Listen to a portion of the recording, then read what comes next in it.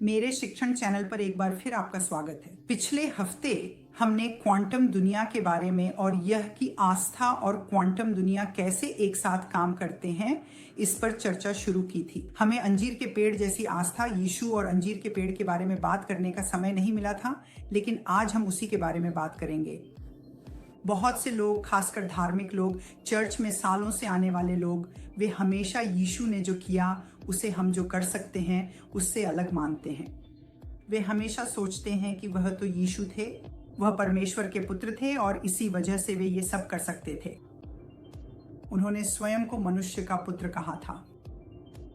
वे इस धरती पर एक इंसान के रूप में आए थे। यह परमेश्वर था जो देहधारी होकर हमारे बीच रहा। यूहन्ना 1 में ऐसा ही लिखा है। तो हम बात करेंगे कि यीशु ने अंजीर के पेड़ के साथ क्या किया, क्योंकि यह इस बात का एक उत्तम उदाहरण है कि आस्था और क्वांटम दुनिया कैसे एक साथ काम करते हैं। मैं कुछ शॉर्ट्स पर काम कर रहा हूं जिनमें मैं क्वांटम दुनिया के बारे में बात करूंगा, लेकिन इस हफ्ते हमें उन्हें प्रकाशित करने का मौका नहीं मिला और मैं यह सुनिश्चित करना चाहता हूं कि आपके पास कुछ ऐसा हो जिससे आप इसे समझना शुरू कर सकें। क्योंकि यीशु ने जो कुछ भी किया, उन्होंने कहा कि जो काम मैं करता हूं वे तुम भी कर सकते हो और इससे भी बड़े काम करोगे, क्योंकि मैं पिता के पास जा रहा हूं। ये उन्होंने स्वयं कहा था।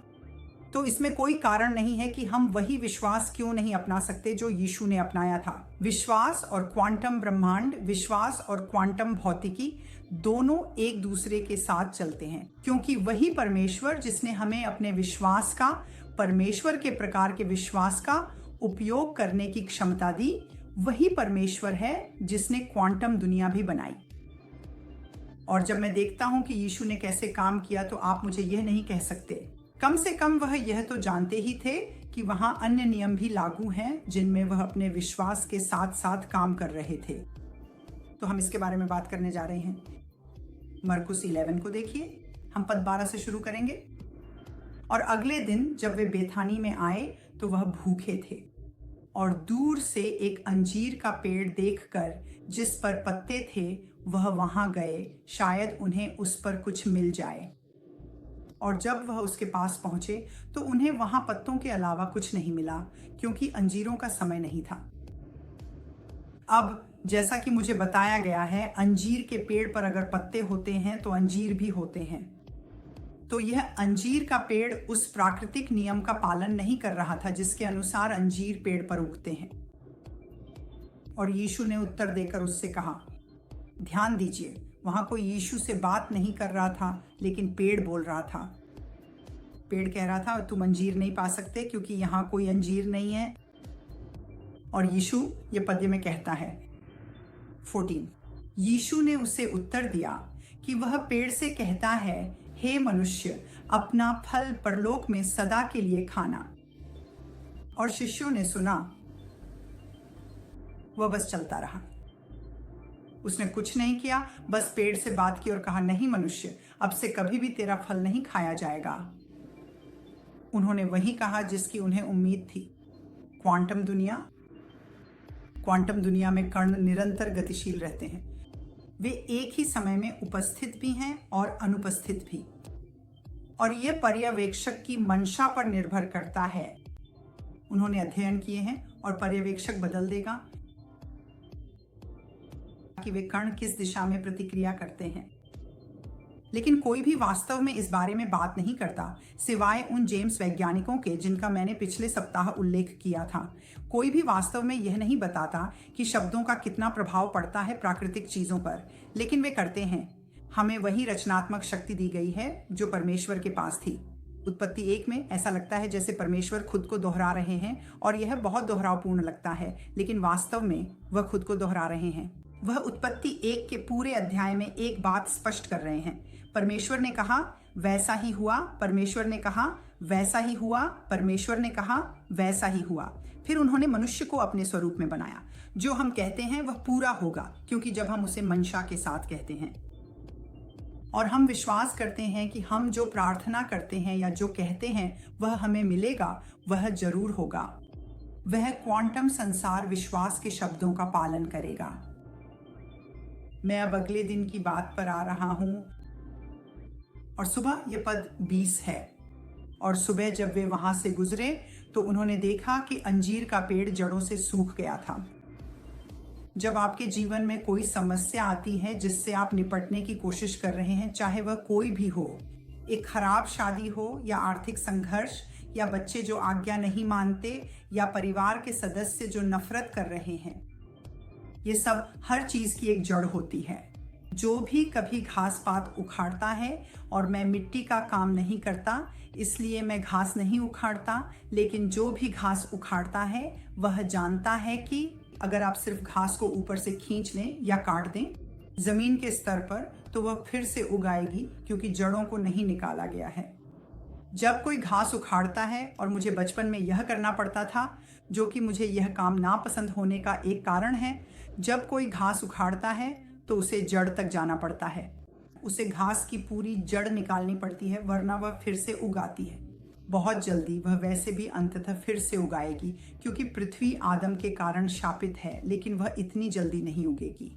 अगर इसे जड़ से उखाड़ दिया जाए तो हर समस्या को जड़ स्तर पर ही सुलझाना पड़ता है, और यही आस्था का काम है।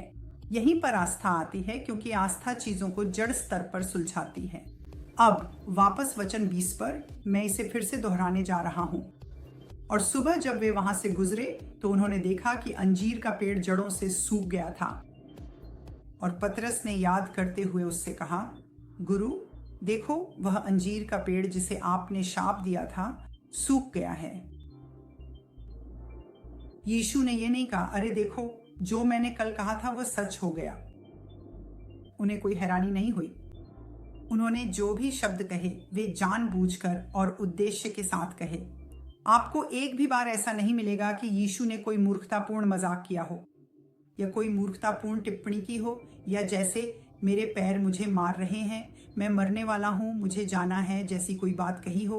उन्होंने ऐसी कोई भी बात नहीं कही। ये वे बातें हैं जिन्हें शैतान ने हमारे शब्दों, हमारी बातचीत में बो दिया है, ताकि हम खुद को उस रास्ते पर ले जाएं जहां हमें नहीं जाना चाहिए, श्राप के रास्ते पर आशीर्वाद के बजाय। यीशु ने कभी ऐसा नहीं किया, और वे यही उम्मीद करते थे कि जो उन्होंने कहा है वही पूरा होगा। इसलिए उन्होंने कोई टिप्पणी नहीं की। वे उस पेड़ के पास से पूरी तरह निकल जाते और कोई बात नहीं होती। अगर ऐसा ना हुआ होता, पतरस ने ही इस बात पर ध्यान दिया और कहा, अरे देखो, यही हुआ है। और यीशु ने उत्तर देते हुए उनसे कहा, परमेश्वर पर विश्वास रखो। हम अपने विश्वास और शब्दों से ही अपना आने वाला कल बनाते हैं। यह तब होता है जब आप कुछ कहते हैं और उस पर विश्वास करते हैं, भले ही आप उसे स्वीकार न करें। जो सिद्धांत मैं आपको दे रहा हूं, भले ही आप इसमें बिल्कुल नए हों और मुझे सुनकर सोच रहे हों कि यह संभव नहीं हो सकता। मुझे कभी भी यह सिखाया नहीं गया जब मैं बड़ा हो रहा था। मुझे ये कभी चर्च में भी नहीं सिखाया गया। भले ही ऐसा हो, अगर आप अपने जीवन में कहे गए शब्दों को देखें तो आपने वही बनाया है जिसमें आप अभी जी रहे हैं। शब्द बीज होते हैं। जब आप विश्वास से भरे शब्दों का उपयोग करते हैं तो वह विश्वास का शब्द सुपरपोजिशन में रहेगा या आपके आसपास चल रही किसी भी अन्य परिस्थिति पर भारी पड़ेगा। जब आप परमेश्वर के वचन का उपयोग करते हैं तो वह किसी भी परिस्थिति में किसी भी स्थिति को बदल देगा और उस पर विजय पा लेगा, क्योंकि उन शब्दों में एक सुपरपोजिशन होती है, या जैसा कि क्वांटम दुनिया में कहा जाता है, उसमें एक सुपरपोजिशन होती है, या वह किसी भी अन्य कहे गए शब्द पर भारी पड़ता है। जब आप जानबूझकर परमेश्वर के वचन का उपयोग करते हैं तो आप जीवित परमेश्वर का वचन बोल रहे होते हैं। आप यीशु को बोल रहे हैं। यूहन्ना 1 में लिखा है, आदि में वचन था, वचन परमेश्वर के साथ था और वचन ही परमेश्वर था। यीशु ही वचन का प्रकट रूप थे। तो जब आप हर परिस्थिति में यीशु को लाते हैं, जब आप संघर्ष कर रहे होते हैं और आप उस स्थिति में परमेश्वर के वचन को लाते हैं, तो आप बदलाव ला रहे होते हैं। वे परिणाम जो शैतान ने सोचे थे। दुश्मन वही कर सकता है जो आप कहते हैं। इसीलिए आपको दूसरों से, अपने दोस्तों से, अपने परिवार से, अपने सहकर्मियों से, समाज से इतना विरोध मिलता है। जब आप कुछ ऐसा कहने की कोशिश करते हैं जैसे कि मैं इतना हंसा कि मैं हमेशा के लिए जी गया। कोई भी ऐसा नहीं कहता। वे ऐसी बातें कहते हैं जैसे मैं इतना हंसा कि लगा मैं मर जाऊंगा। अगर आप कहें मैं इतना हंसा कि मैं हमेशा के लिए जी गया, तो वे आपको ऐसे देखते हैं जैसे हाँ, क्योंकि आप जीवन की बातें कर रहे हैं। यह दुनिया श्राप की दिशा में जा रही है। लेकिन आप इसे पूरी तरह से बदल सकते हैं अगर आप अपनी परिस्थितियों पर बोलने के लिए बाइबल की आयतें ढूंढना शुरू करें। मैंने कुछ समय पहले कुछ खाली चेक दिए थे अपनी शिक्षाओं में। सच कहूँ तो मुझे याद नहीं कि वो सिर्फ यहाँ था या सिर्फ मेरे पॉडकास्ट पर था, लेकिन मैंने कुछ खाली चेक दिए थे। और जब आप उन खाली चेक का इस्तेमाल करते हैं तो वह सब कुछ कवर कर लेता है। यूहन्ना 15:7 में ऐसा कुछ भी नहीं है जो बाहर रखा गया हो। यूहन्ना 14:13 और 14 में भी ऐसा कुछ नहीं है जो बाहर रखा गया हो। वे खाली चेक हर स्थिति और हर परिस्थिति को कवर करते हैं और कोई कारण नहीं है भले ही आप वचन न जानते हों। अगर आपने तय कर लिया है कि आप अपनी जिंदगी में जो गलत हो रहा है उसकी दिशा बदलने जा रहे हैं, तो उन खाली चेक का इस्तेमाल करना शुरू करें। आप उन्हीं चेक का बार बार इस्तेमाल कर सकते हैं। मेरी पसंदीदा आयतों में से एक है यशायाह 24:17। मेरे खिलाफ बनाई गई कोई भी हथियार सफल नहीं होगी, और हर वह जुबान जो मेरे खिलाफ न्याय में उठेगी मैं उसे दोषी ठहराऊंगा। यह प्रभु के दासों की विरासत है और उनकी धार्मिकता मुझसे है, ऐसा प्रभु कहता है। यह शास्त्र हर परिस्थिति को कवर करता है। मेरे खिलाफ जो भी कुछ आता है वह इसमें शामिल है, और वह शास्त्र मेरे मुंह से निकलता है जब मैं घबराहट या तनाव के पल में होता हूँ। वह शास्त्र मेरे मुंह से इसलिए निकलता है क्योंकि मुझे पता है कि वह हर स्थिति को कवर करता है। तो हम आगे बात करेंगे कि कैसे क्वांटम दुनिया और क्वांटम विश्वास एक साथ मिलकर काम करते हैं। हम आगे बात करेंगे कि अपने बोले गए शब्दों को पूरी तरह से परमेश्वर के वचन में बदलना कितना महत्वपूर्ण है, और क्योंकि ये न केवल परिस्थिति को बदल देंगे बल्कि आप पाएंगे कि आपका जीवन एक बेहतर दिशा में जा रहा है, क्योंकि यह आपके जीवन की दिशा को सही कर देगा।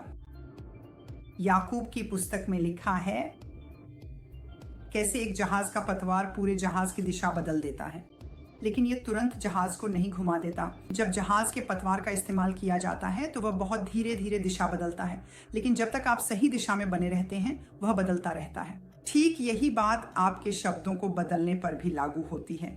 शायद आपको तुरंत परिणाम न दिखे, लेकिन जितना अधिक आप इस पर काम करेंगे उतनी ही जल्दी दिशा बदलती है। सुधार इस हद तक आ जाता है कि आप कुछ हफ्तों, कुछ महीनों या कुछ दिनों बाद पीछे मुड़कर देखते हैं। ये इस बात पर निर्भर करता है कि आप कितने मेहनती हैं, लेकिन आप पाते हैं कि वह पूरी स्थिति जिसके बारे में आप इतने चिंतित थे अब खत्म हो गई है। वह बस गायब हो गई। कभी कभी आप देख सकते हैं कि वह कैसे गई, कभी कभी आप नहीं देख सकते, लेकिन इससे क्या फर्क पड़ता है? अगर आप देख सकते हैं या नहीं देख सकते, क्या फर्क पड़ता है? यह वही बात है जो अंजीर के पेड़ के साथ हुई थी। वह नहीं रुके और न ही वहीं ठहरे। यीशु ने वे शब्द नहीं कहे थे और फिर अंजीर के पेड़ के पास रुककर पूरी रात यह देखने के लिए नहीं ठहरे कि क्या वह हुआ या नहीं। वह बस आगे बढ़ गए। जब आपको पता हो कि आपके शब्द फल देते हैं तो आपको उसके बारे में और सोचने की जरूरत नहीं होती, सिवाय इसके कि अगर वह बात आपके मन में आए तो मैंने जो सीखा है वह यह है कि बस कहें धन्यवाद प्रभु कि आपका वचन सत्य है और यह ठीक वैसे ही पूरा हो रहा है जैसा मैंने कहा था, तो मैं इसे अभी के लिए यहीं छोड़ रहा हूं। हम इस विषय पर और भी बात करेंगे क्योंकि ये एक बहुत बड़ा विषय है, और सच कहूं तो मैंने जितना समय विश्वास के साथ बिताया है उतना क्वांटम फिजिक्स, क्वांटम मैकेनिक्स के साथ नहीं बिताया, लेकिन जितना अधिक मैं इसमें गहराई से जाता हूँ उतना ही मैं हैरान होता हूँ कि परमेश्वर ने कैसे काम किया है। तो अगली बार तक विश्वास में चलें, विजय में चलें। अपने शब्दों का जानबूझकर इस्तेमाल करें ताकि आप खुद की मदद कर सकें और अंधकार को हरा सकें। जल्द ही आपसे फिर बात होगी।